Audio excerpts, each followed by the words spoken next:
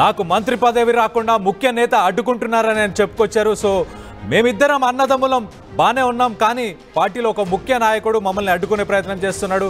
నన్ను పార్టీలోకి తీసుకునే ముందు తెలీదా మీకు రాజగోపాల్ రెడ్డి? ఆయన వ్యాఖ్యానించారు. ఏం వ్యాఖ్యానించారంటే, నన్ను పార్టీలోకి తీసుకునే ముందు మీకు తెలీదా మేమిద్దరం అన్నదమ్ములం ఉన్నాము, ఒకే జిల్లాకు సంబంధించి ఉన్నామని చెప్పి మీకు తెలీదా?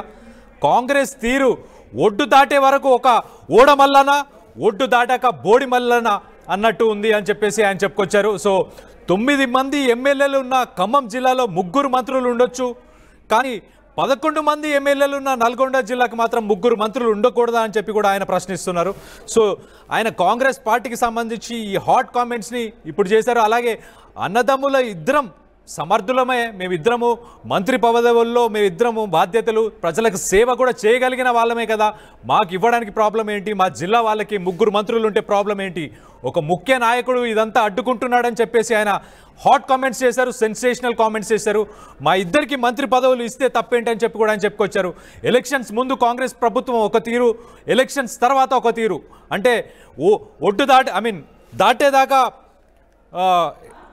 ఒడ్డు దాటేదాకా ఓడ మల్లన్న, దాని తర్వాత బోడి మల్లన్న అని చెప్పి కూడా ఆయన వ్యాఖ్యానించారు. ఏ పదవి ఇచ్చినా మునుగోడు ప్రజల కోసమే కదా నేను సేవ చేసేది, నా కోసం కాదు, ప్రజలకు సేవ చేయడానికే ఎమ్మెల్యే పదవి అని చెప్పి ఆయన చెప్పుకొచ్చారు. గతంలో కూడా మనం చూస్తే కనుక ఎమ్మెల్యే పదవి, మంత్రి పదవి కనుక మీరు ఇస్తే నేను ప్రజలకు సేవ చేస్తాను, మంత్రి పదవి ఇస్తే ఎక్కువ ప్రజలకు సేవ చేసే అవకాశం ఉంటుందని చెప్పారు. అలాగే కొంతమంది ఇక్కడ మంత్రి పదవి తీసుకొని డబ్బులు సంపాదించే కార్యక్రమం కూడా చేస్తున్నారు. అలాగే ఆయన సీఎం రేవంత్ రెడ్డిపై కూడా ఘాటైన వ్యాఖ్యలు ఇంతకుముందు చేసినట్టు మనం గమనించవచ్చు.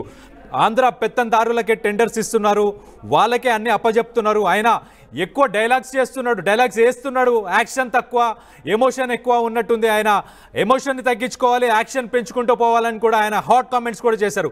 ఒక వారం 10 రోజుల నుంచి కనుక మనం చూస్తే కనుక ఆయన సీఎంని టార్గెట్ చేస్తున్నాడు, మంత్రులను టార్గెట్ చేస్తున్నాడు, అలాగే ఎంపీస్ని, ఇలా చాలామందిని టార్గెట్ చేసి ఆయన చాలా హాట్ కామెంట్స్ చేస్తున్నాడు. ఇదంతా సోషల్ మీడియా వేదికగానే ఆయన చేస్తున్నాడు.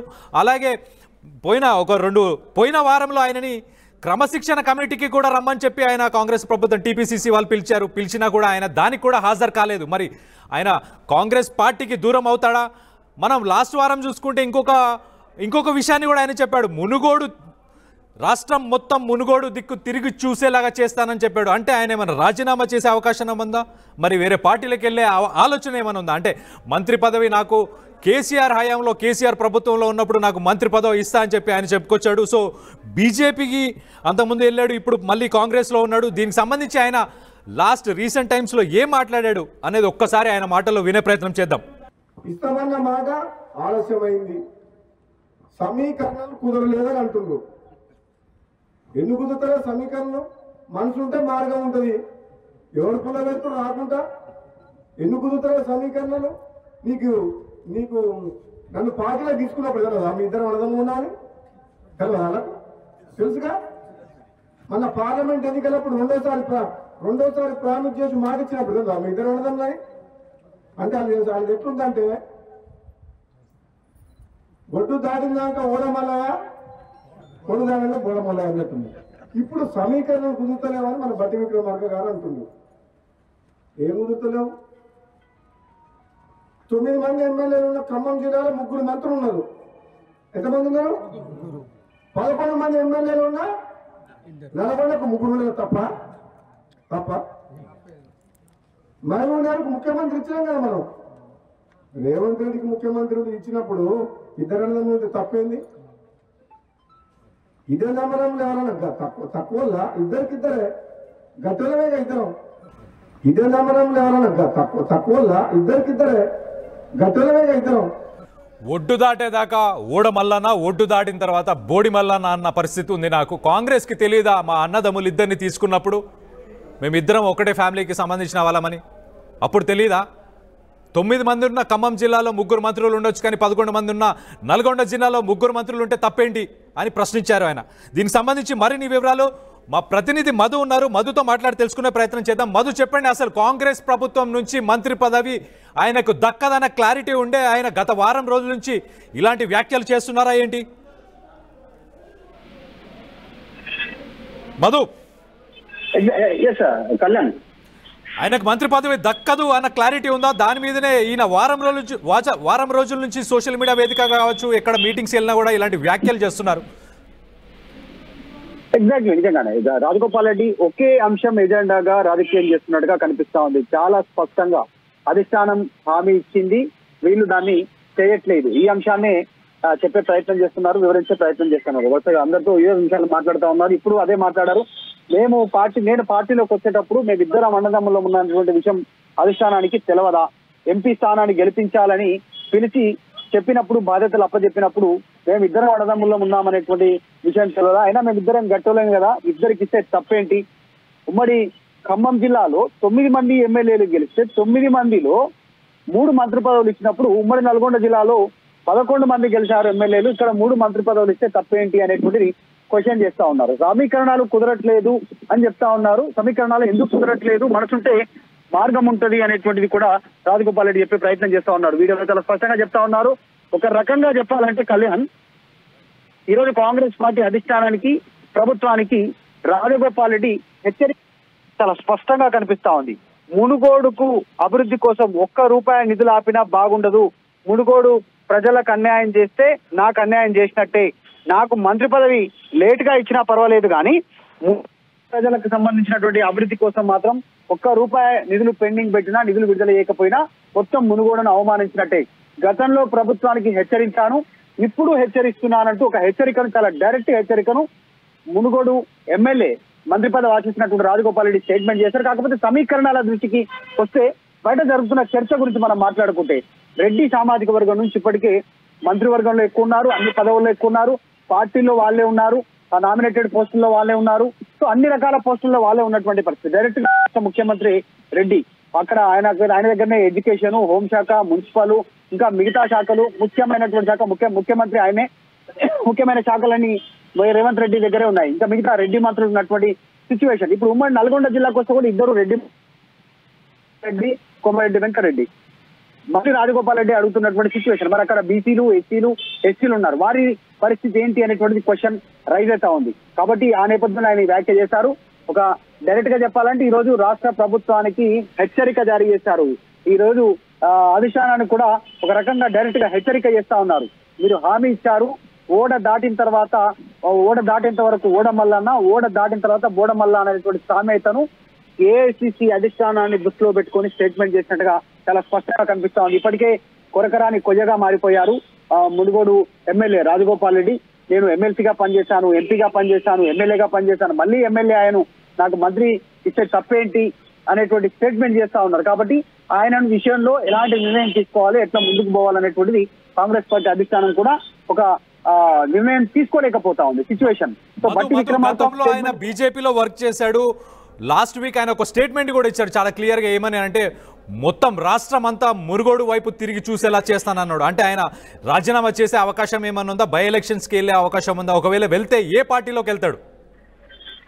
ఎగ్జాక్ట్లీ, చాలా స్పష్టంగా మునుగోడు ఎమ్మెల్యే రాజగోపాల్ రెడ్డి అధిష్టానానికి, కాంగ్రెస్ ప్రభుత్వానికి తెలంగాణలో హెచ్చరిక జారీ చేస్తా ఉన్నారు. ఆ హెచ్చరికలను చూస్తా ఉంటే చాలా స్పెషల్, చాలా స్ట్రైట్ గా టార్గెట్ చేస్తున్నారు ముఖ్యమంత్రిని, కాంగ్రెస్ పార్టీ అధిష్టానాన్ని. మళ్ళీ ఈ రోజు కూడా అదే చేసినటువంటి స్టేట్మెంట్. కాబట్టి ఆయన మళ్ళీ గతంలోనే ప్రభుత్వానికి హెచ్చరించాను, ఇప్పుడు హెచ్చరించాను అంటున్నారు. ఇక బీఆర్ఎస్ గత ప్రభుత్వంలోకి వెళ్తే అప్పుడు రాజీనామా చేసిపోయి ఉప ఎన్నిక తెచ్చారు.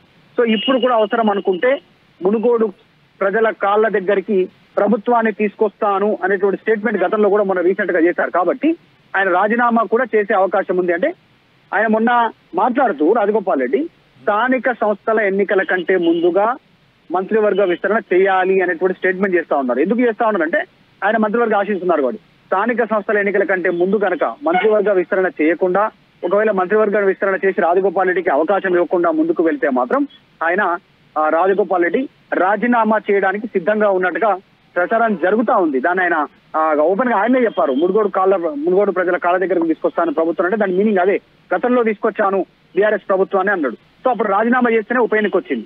సో ఇప్పుడు ఈ ప్రభుత్వాన్ని కూడా మునుగోడు ప్రజల కాళ్ళ దగ్గరికి తెస్తానంటున్నారు సొంత కాంగ్రెస్ పార్టీ. అంటే మళ్ళీ రాజీనామా చేస్తేనే ఆ పరిస్థితి వస్తుంది అనేటువంటిది చర్చ కావస్తుంది. కాబట్టి రాజగోపాల్ రెడ్డి నిజంగా రాజీనామా చేస్తే ఏ పార్టీలోకి వెళ్తారనేటువంటి సస్పెన్స్. ఇండిపెండెంట్ నిలబడతారా, లేదంటే నిజంగా బీజేపీ నుంచి గెలుస్తారా చూడాలి. ప్రస్తుతానికి ఎట్లా సిచ్యువేషన్ ఉంది అనేది పెద్ద ఎత్తున చర్చ. వారం రోజుల నుంచి ఆయన సోషల్ మీడియా మాధ్యమం కానీ లేకపోతే ఇలా పబ్లిక్ మీటింగ్స్లో ఎక్కడికి వెళ్ళినా కానీ ఇలాంటి స్టేట్మెంట్స్ సీఎంని అడ్రస్ చేసుకుంటూ అలాగే ఏఐసీసీకి సంబంధించిన అడ్మినిస్ట్రేషన్ అక్కడికి సంబంధించిన వాళ్ళని కూడా అటాక్ చేస్తున్నాడు. ఇలాంటి పరిస్థితి చూస్తే మరి టీపీసీసీ కాంగ్రెస్ తరఫు నుంచి ఎలాంటి యాక్షన్ కూడా లేదు. ఎందుకు మరి మొన్న డిసిప్లినరీ కమిటీకి సంబంధించి దానికి రమ్మన్న కూడా ఆయన హాజరు అవ్వలేనట్టు ఉంది కదా. సో దానికి సంబంధించి ఏంటి రెస్పాన్స్? పార్టీ తరఫు నుంచి ఎలాంటి రెస్పాన్స్ లేదు మరి. ఎగ్జాక్ట్లీ ప్రజెంట్ ఎట్లా ఉందంటే రాజగోపాల్ రెడ్డి సిచ్యువేషన్ కాంగ్రెస్ పార్టీ ఎట్లాంటి ఫేస్ చేస్తున్నాడు, రాజగోపాల్ రెడ్డికి సంబంధించిన అంశాన్ని ఎత్తుకోను లేదు, కిందికి దించను లేదు అనేటువంటి సిచ్యువేషన్ ఉంది. ఇప్పుడు మన సామెత రూపంలో చెప్పుకుంటే ఆయన సొంత పార్టీ ఎమ్మెల్యే మొన్న ఇందులో ఒక హామీ ఇస్తేనే వచ్చారు. నిజంగానే ఏఐసీసీ అధిష్టానం హామీ ఇస్తేనే ఆయన ఇందులోకి వచ్చారు, మంత్రి పదవి ఇస్తే. దాన్ని మొన్న రీసెంట్ గా పట్టి విక్రమార్క కూడా క్లారిఫై చేశారు. సో కాబట్టి అధిష్టానం ఇయ్యను అని చెప్పలేదు, ఇవ్వము అని చెప్పలేదు. అట్లాంటి ఒక క్లిష్ట పరిస్థితిలో అధిష్టానం ఉంది. అందులో భాగంగానే రాజగోపాల్ రెడ్డి విషయంలో ఏ నిర్ణయం తీసుకోలేనటువంటి స్టేజ్ లో ఉంది. ఇప్పుడు దించితే నేలపాలు, ఎత్తుకుంటే మొత్తం బరువు మోయాల్సినటువంటి సిచ్యువేషన్ ఉంది ఈ సిచ్యువేషన్ లో. కాబట్టి మరి రాజగోపాల్ రెడ్డి విషయంలో మంత్రి పదవి ఇచ్చి నిజంగానే దాన్ని సద్దుమణిగే చేస్తారా, ఒకవేళ లేదంటే ఇప్పట్లో మంత్రివర్గ విస్తరణ చేయకుండా ఇంకేదైనా నిర్ణయం తీసుకుంటారా, లేదా రాజగోపాల్ రెడ్డి స్వతహాగా పార్టీలో నుంచి వెళ్ళిపోయేలాగా చేస్తారా? పదే పదే ఒక ముఖ్య నాయకుడు అడ్డుపుల్ల వేస్తున్నాడు అంటూ ఇందాక మాట్లాడినటువంటి వీడియోలో కూడా మాట్లాడారు. మా ముఖ్య నాయకుడు ఎవరు? ఒకవేళ రాష్ట్రంలో మనం చూస్తే రాజకీయాల్లో ముఖ్య నాయకుడు అంటే ముఖ్యమంత్రి, దాంట్లో మించి అంత పెద్ద ముఖ్యమైనటువంటి నాయకుడు ఎవరు ఉండరు. మిగతా వాళ్ళంతా మంత్రులు, ఎంపీలు, ఎమ్మెల్యేలు, విప్పులు వీళ్ళుంటారు. సో ముఖ్య నాయకుడు అంటే ముఖ్యమంత్రి రేవంత్ రెడ్డి. రేవంత్ రెడ్డిని టార్గెట్ గానే కోమటిరెడ్డి, రాజగోపాల్ రెడ్డి చాలా స్పష్టమైనటువంటి క్లారిటీగా ఆయన కామెంట్ చేస్తా ఉన్నారు, టార్గెట్ చేస్తా ఉన్నారు, చాలా క్లారిటీతో టార్గెట్ చేస్తా ఉన్నారు ముఖ్యమంత్రి రేవంత్ రెడ్డిని. సో ఎలాంటి డౌట్ లేదు, ఆయన ముఖ్యమైన నాయకుడు అంటూనే ముఖ్యమంత్రిని టార్గెట్ చేస్తా ఉన్నారు. కాబట్టి గతంలో కూడా డైరెక్ట్ గా ఆయన పేరుతో ఆయన టార్గెట్ చేశారు. నేనే 10 ఏళ్ళు ముఖ్యమంత్రి ఉన్నప్పుడు సోషల్ మీడియా జర్నలిస్ట్ కి సంబంధించిన అనేక అంశాలు డైరెక్ట్ ఆయననే టార్గెట్ చేశారు. ఇంకా పలు వేదికలనే ముఖ్యమైన నాయకుడు అడ్డుకుంటున్నారంటూ పుల్లలు పెడుతున్నారంటూ స్టేట్మెంట్. సో రేవంత్ రెడ్డిని టార్గెట్ చేస్తూ మాట్లాడుతూ ఉన్నారు. దీన్ని ఎక్కువ టాలరేట్ చేస్తే ఎంత దూరం పోతుంది అనేటువంటిది చూడాలి. మరి ఆయనంతకు ఆయన వెళ్ళిపోయేలా చూస్తా ఉన్నారా, లేదంటే పార్టీ క్రమశిక్షణ చర్యలు తీసుకుంటుందా? ఒకవేళ క్రమశిక్షణ చర్యలు తీసుకుంటే ఆయన సింపతి గెయిన్ చేసుకునే అవకాశం ఉంటుంది, మునుగోడు ఉప ఎన్నిక వచ్చేటువంటి అవకాశం ఉంటుంది. నేను మంత్రి పదవి అనేది నన్ను రాజీనామా చేస్తాను, నేను ఏం తప్పు చేశాను, అవినీతి చేయలేదు, ఏం చేయలేదు, వీళ్ళు కష్టపడడం అంటే కాంగ్రెస్ పార్టీ కోసం కష్టపడ్డాను, ఎంపీ సీట్లను గెలిపించాను, వాళ్ళే హామీ ఇచ్చారు, ఇప్పుడు నాకు సస్పెండ్ చేశానని చెప్పుకునే అవకాశం ఆయనకు ఉంటుంది. సో అట్లాంటి అవకాశం ఇవ్వద్దు అనుకుంటే రోజు కోమటిరెడ్డి రాజగోపాల్ రెడ్డి కాంగ్రెస్ పార్టీ అధిష్టానాన్ని, కాంగ్రెస్ పార్టీ ప్రభుత్వాన్ని, ముఖ్యమంత్రి రేవంత్ రెడ్డిని టార్గెట్ చేసే అవకాశం ఉంటుంది. అది ప్రతిపక్షాలకు పెద్ద ఎత్తున ఆయుధంగా మారే సిచ్యువేషన్ ఉంటుంది. కాబట్టి ఏం పాలుపోలేని సిచ్యువేషన్, ఇప్పుడు కిందికి దించలేరు, ఎత్తుకొని బరువును అట్లనే ఉంచుకోలేరు అనేటువంటి పరిస్థితి కాంగ్రెస్ పార్టీ అధిష్టానం ముందుంది రాజగోపాల్ రెడ్డి విషయంలో. మరి రాజగోపాల్ రెడ్డి ఆయన అల్టిమేటం జారీ చేస్తా ఉన్నారు, చాలా స్పష్టంగా హెచ్చరికనే డైరెక్ట్ ఆయన మాటల్లోనే హెచ్చరిక చేస్తున్నాను ప్రభుత్వానికంటూ స్టేట్మెంట్ చేస్తా ఉన్నారు. మరి ఏం తీసుకుంటుందో కాంగ్రెస్ పార్టీ అధిష్టానం చూడాలి. Thanks for the update Madhu. మనం చూస్తే కనుక మరోసారి కోమటిరెడ్డి రాజగోపాల్ రెడ్డి హాట్ కామెంట్స్ చేశారు. నాకు మంత్రి పదవి దక్కకుండా ఒక ముఖ్య నేతని అడ్డుకుంటున్నారని చెప్పుకొచ్చారు ఆయన. మేమిద్దరం అన్నదమ్ముల మంత్రులుగా ఉంటే తప్పేంటి? 9 మంది ఎమ్మెల్యేలు ఉన్న ఖమ్మం జిల్లాలో 3 మంత్రులు ఉన్నప్పుడు నల్గొండ జిల్లాలో 11 మంది ఎమ్మెల్యేలు ఉన్నారు, ఇక్కడ 3 మంత్రులు ఉంటే తప్పేంటి అని ఆయన చెప్పుకొచ్చారు. కాంగ్రెస్ పార్టీ గెలిచేదాకా ఒకలాగా, గెలిచిన తర్వాత ఒకలాగా ఉందని చెప్పేసి ఆయన చెప్పుకొచ్చారు. కాంగ్రెస్ తీరు ఒడ్డు దాటే వరకు ఓడమల్లన్న, ఒడ్డు దాటిన తర్వాత బోడిమల్లన్న అన్నట్టు వ్యవహరిస్తుంది కాంగ్రెస్ పార్టీ అని చెప్పేసి ఆయన ఏఐసీసీకి సంబంధించిన వాళ్ళని కూడా డైరెక్ట్గా టార్గెట్ చేస్తూనే చెప్తున్నారు. ఆయన ముఖ్యమైన నాయకుడు అని చెప్తున్నారు, కానీ అది ముఖ్యమంత్రి అన్నట్టు ఒక రకంగా మనకు తెలుస్తుంది. గత వారంలో కూడా మనం చూస్తే కనుక క్రమశిక్షణ కమిటీకి సంబంధించి ఆయనని హాజరవ్వాలని అడిగిన ఆయన రాలేదు. మరి కాంగ్రెస్ ప్రభుత్వానికి ఆయన దూరంగానే ఉంటూనే ఇలాంటి విమర్శలు, హాట్ కామెంట్స్ చాలా చేస్తున్నాడు ఈ మధ్యకాలంలో మనం చూస్తే కనుక. సో మరి ఆయన పార్టీ వీడి ముందుకెళ్తాడా, వేరే పార్టీకి వెళ్తాడా, లేకపోతే రాష్ట్రం మొత్తం మునుగోడు వైపు తిరిగి చూసే పరిస్థితి తీసుకొస్తానని కూడా ఆయన చెప్పాడు. మరి అది ఒక ఆయుధం లాగా ప్రతిపక్షాలకు కూడా మారే అవకాశం ఉందని చెప్పేసి ఇప్పుడే మధు చెప్పడం జరిగింది. సో దీనిపై మీరేమనుకుంటున్నారు? కోమటిరెడ్డి రాజగోపాల్ రెడ్డి కాంగ్రెస్లో ఉంటే బాగుంటుంది అనుకుంటున్నారా, వేరే ఏ పార్టీకి వెళ్తే బాగుంటుంది అనుకుంటున్నారు? కింద కామెంట్ రూపంలో తెలియపరచండి. రానున్న రోజుల్లో కాంగ్రెస్ ప్రభుత్వం మరి దీనిపై ఎలాంటి చర్యలు తీసుకుంటుంది అన్న దాని గురించి ఒక్కసారి ఉత్కంఠం నెలకొంది ప్రస్తుతానికి. సో ఒక్కసారి ఆయన ఏం మాట్లాడాడో ఆయన మాటల్లోనే వినే ప్రయత్నం కూడా చేద్దాం ఒక్కసారి. ఇస్తామన్న మాట ఆలస్యమైంది, సమీకరణలు కుదరలేదని అంటున్నారు. ఎందుకు కుదురుతారో సమీకరణం? మనసు ఉంటే మార్గం ఉంటుంది, ఎవరు పుల్లబెడుతూ రాకుండా ఎందుకు కుదురుతారో సమీకరణలు? నీకు నన్ను పార్టీలో తీసుకున్నప్పుడు కదా మీ ఇద్దరు అడదం ఉన్నామని తెలియదు వాళ్ళకు తెలుసుగా. మన పార్లమెంట్ ఎన్నికలప్పుడు రెండోసారి ప్రామిస్ చేసి మాట ఇచ్చినప్పుడు కదా మీ ఇద్దరు అడదన్నాయి. అంటే అది ఎట్లుందంటే ఒడ్డు దాటినాక ఓడమల్లయ పొడు దానిలో బోడమల్లయ అన్నట్టుంది. ఇప్పుడు సమీకరణలు కుదురుతలేవని మన బట్టి విక్రమార్క గారు అంటుండ్రు. ఏం కుదురుతలేవు? 9 మంది ఎమ్మెల్యేలు ఉన్న ఖమ్మం జిల్లాలో 3 మంత్రులు ఉన్నారు. ఎంతమంది ఉన్నారు? 11 మంది ఎమ్మెల్యేలు ఉన్న నల్గొండకు 3 ఉన్నారు. తప్ప మహబూబ్ గారికి ముఖ్యమంత్రి ఇచ్చినాం కదా మనం. రేవంత్ రెడ్డికి ముఖ్యమంత్రి ఇచ్చినప్పుడు ఇద్దరు తప్పేంది? ఇదే నమ్మడం ఎవరన్నా తక్కువ ఇద్దరికిద్దరే గట్టలమే ఇద్దరం. అసలైన తొలి వెలుగు. ఫాలో వాట్సాప్ @తొలి వెలుగు official.